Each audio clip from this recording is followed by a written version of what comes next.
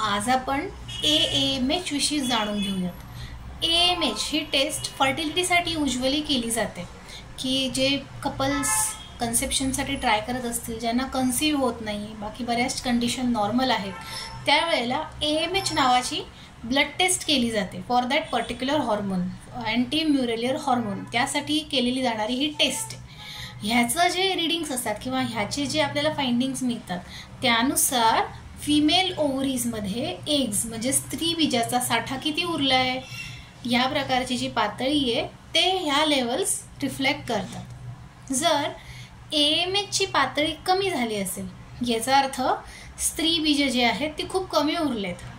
स्त्री बीज जन्मतः स्त्रीच्या ओव्हरीमध्ये जेवढी असतात ती वयानुसार म्हणजे प्युबर्टी आल्यानंतर ती सडनली ड्रॉपआउट होतात आणि आफ्टर दॅट प्रत्येक मेन्सेसच्या वेळेला ओव्युलेशन होतं.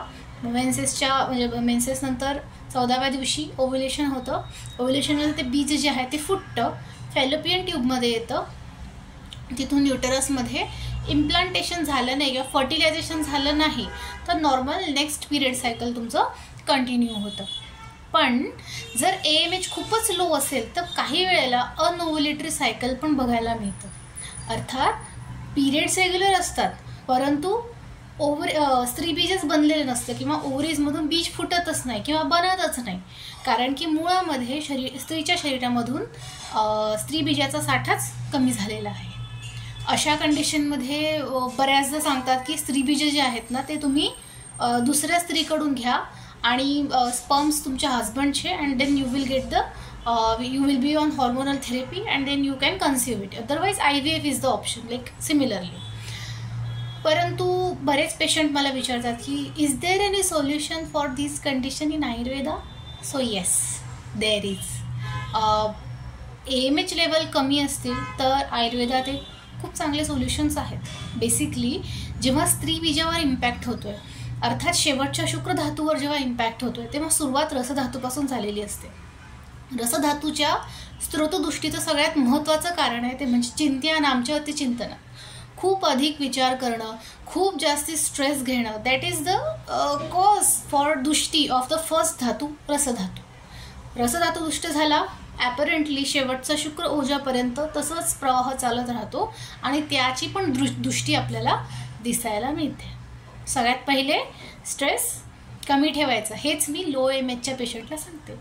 दुसरं प्रॉपर मेडिसिन. शरीर शोधनानंतर वाजिकर औषधींचा योग्य वापर केला गेला तर AMH लेवलमध्ये बऱ्यापैकी रिझल्ट आपल्याला मिळू शकतात. बेसिकली फर्टिलिटी वाढवण्यासाठी शरीर शोधन आणि त्याच्यानंतर वाजिकर चिकित्सा असाच आयुर्वेदामध्ये सिक्वेन्स आपल्याला दिलेला आहे. त्याच्यातही विशेष करून ज्याला जशी सुटेबल आहे, काहींना बस्ती सुटेबल असते, काहींना विरेचन, काहींना वमन, अशा प्रकारची ट्रीटमेंट आपण देत असतो. त्याच्यानंतर काही मेडिकेशन्स, काही वेळेला उत्तर बस्तींचा वापर करावा लागतो. सो अशा प्रकारचा बहुआयामी विचार आपण या प्रकारच्या इन्फर्टिलिटीच्या केसमध्ये करतो. परंतु yes, we have the solution in Ayurveda. So don't lose your hopes. AMH level जरी कमी असतील तरी आज मी तुम्हाला या व्हिडिओच्या माध्यमातून एक्झॅक्टली AMH लो म्हणजे काय हे सांगण्याचा प्रयत्न केला आहे. काही योगासनं पण आपण याच्यामध्ये ॲडवाईज करतो की विशिष्ट प्रकारचे आसनं केल्याने तुम्हाला AMH लेवल्समध्ये फायदा मिळू शकतो किंवा स्त्री बीज स्टिम्युलेशनमध्ये थोडासा तुम्हाला फायदा मिळू शकतो, जे की योगिक रिसर्च पेपर्समध्ये पब्लिश डेटा आहे. दुसरा आपण एक विचार केला तर प्राणायाम, कारण की तो तुमच्या स्ट्रेसला पण नियंत्रणात ठेवतो. दुसरं म्हणजे मनाची एक शांतता येते. श्वासनाच्या अभ्यासामुळे तुमचं हिमोग्लोबिन लेवल्स वगैरे बाकी सगळे पॅरामीटर्स ते मेंटेन होतातच आहे. ॲडिशनली अँटी एन्झायटी इफेक्ट पण त्याचा आहे. आजचा हा व्हिडिओ विशेष करून एक अवेअरनेस क्रिएट करण्यासाठी होता. I hope you have liked it. कोणाला काही क्वेश्चन्स असतील तर कमेंट सेक्शनमध्ये जरूर टाका. लाईक करा आणि सबस्क्राईब करा.